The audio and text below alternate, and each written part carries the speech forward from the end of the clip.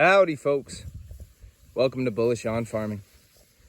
Today's June 25th and moved the cows to the pig field, which is also the chicken field.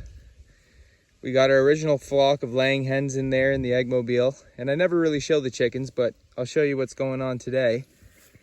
And then I got a new flock that's just acclimatizing to the farm, ready to lays, and egg demand is going up, so happy to increase production for it. I'm gonna get the cows to mow the grass for the chickens so that those poultry netting fences stay hot. You're gonna see that's pretty important for us with the shelter I built for the second shelter I built.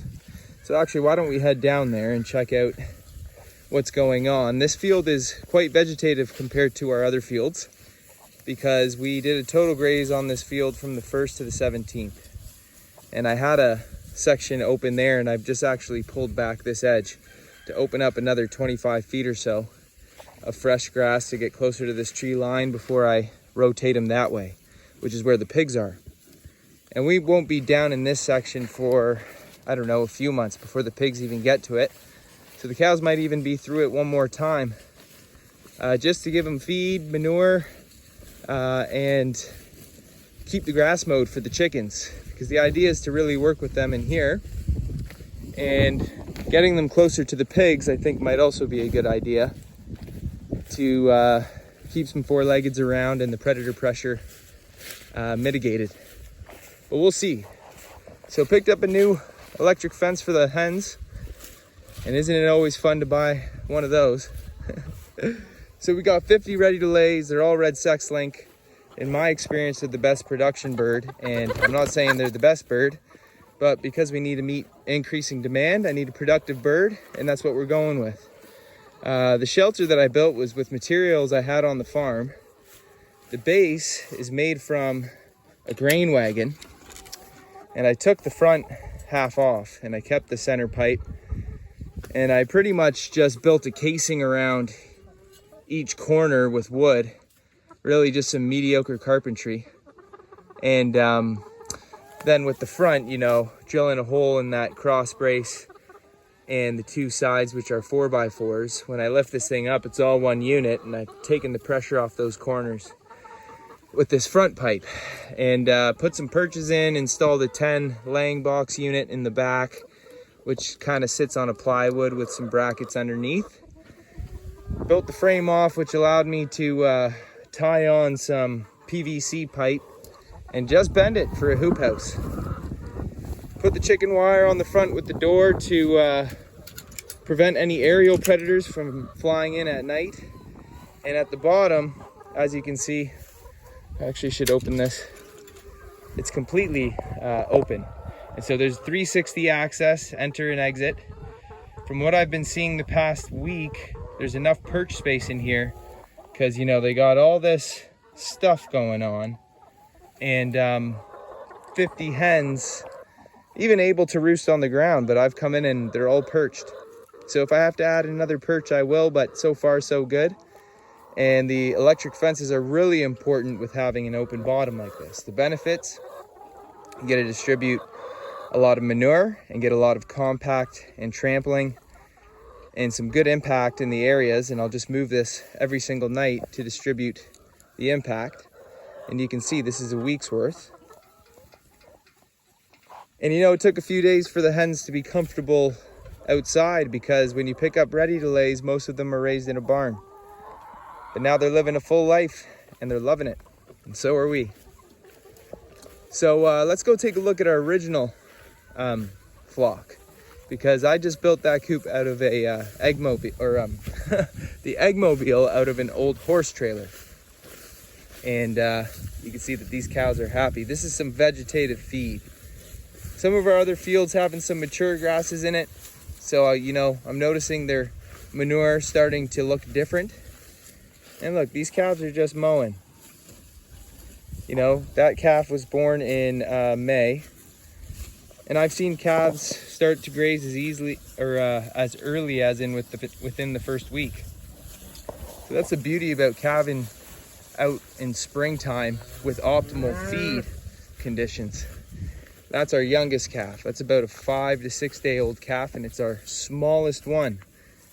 So using a low-line Angus bull on our cows, you know, some came out bigger. Like we've had our calf in April, which is the one that's just behind that one.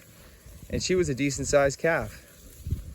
So May, June, that's a 2-month-old calf, maybe just a month and a half. Because she wasn't born April 1st, she was actually late April, last week. And that calf, I just knew when I saw it. I said, that's a small calf taking on the low line side. And they're all black baldies, but just a small frame, but a very energetic, hardy calf. And that's the longhorn calf.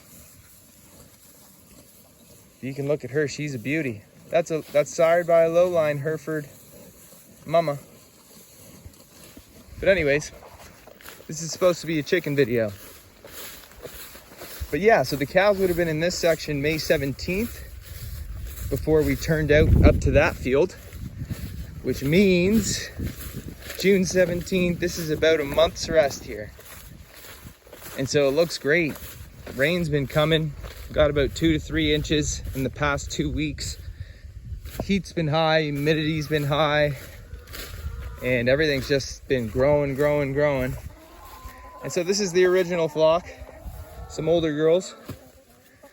And you can see what's going on here. Old horse trailer. Everything's friction fit in here, all the perches. And this houses 30 hens perfectly. 6 buckets used as nesting boxes. And I didn't show in our other setup, but we're using the same for feeders. 5-gallon bucket, and just drill holes in the side, and I do about 7 to 8 holes per bucket, and that prevents the wastage with the feed. And you want to leave enough of a gap from the bottom to the top, bottom to the hole, so that when you put in feed, it's enough weight to not get blown over by the wind and hold its ground. This thing's got a nice little secret compartment for feed, and just a small bale of hay I have for bedding. And because this is a solid floor, I muck it out every time I move the hens, whether it be every week, or sometimes I just bed it and then muck it out on the second week. You know, you just tell by how it's getting soiled. And that just leaves carbon and manure as some fertilizer for the ground. And I just spread it around and feeds the soil. So yeah, we also got some broilers in a brooder that I put together 3 weeks ago. And you know, we've always done broilers. I've grown them for families for years. And it's nice to grow your own chicken. Pastured chicken is, you know, all pastured products are distinguishedly different than what you can find in most stores. But there's no doubt that pastured chicken, I have nothing against regular chicken. It's just, for me, pastured chicken, there's no other chicken like it. And so we're getting ready to move them out here. So, you know, tomorrow or the day after, the morning of, they're gonna be out here. The grass is gonna be nice and mowed. And we're gonna make sure that it's a nice day. That's why I say maybe the day after tomorrow, because it's supposed to be rainier and cooler. And although they're getting close to being feathered over now, their first day transitioning to outdoor conditions shouldn't really be with adverse weather. You just lower your risk altogether, and if it's just a day, it's usually better to be safe than sorry. And so we'll just scoot over there and take a look. This is actually a horse trailer that I bought to haul out the pigs, and that's what takes our pigs off. Nice reliable trailer. You know, the old one was on its last legs, and I get nervous when I took it out. So turning it into an eggmobile is pretty good, but that's all you need for pigs. And I could take 3 to 4 hogs, no problem. Been building a broiler shelter here, you know, the Salatin style structures. And I built this out of hardwood, which was really silly, but it's what we had on the farm, and I didn't want to spend any more money than the little things I had to pick up for it. But that's a 10 by 12, so you know, it's gonna hold a decent amount of birds. We got another one over there. I might have to build another one yet. But yeah, you know, for those of you who haven't done brooders before, you can do them in many different ways. I built this wall off the shed wall, and this scaffolding was great to hang the lamps off of. We don't need those anymore. And it's probably due for a bed, which is another reason why I want to get them out, because you pretty much have to bed them every day when they get to about 3 weeks old. And if I had a bigger space, maybe not, but this is enough square footage for birds to grow out in a brooder. And we got 150 in here. And you can see they're pretty much feathered over, not entirely. But with this weather, without strong wind and a rain, we'll be good to move them out. So stay tuned for that. I'd like to say thanks for stopping by and God bless you all. I'll see you on the next one.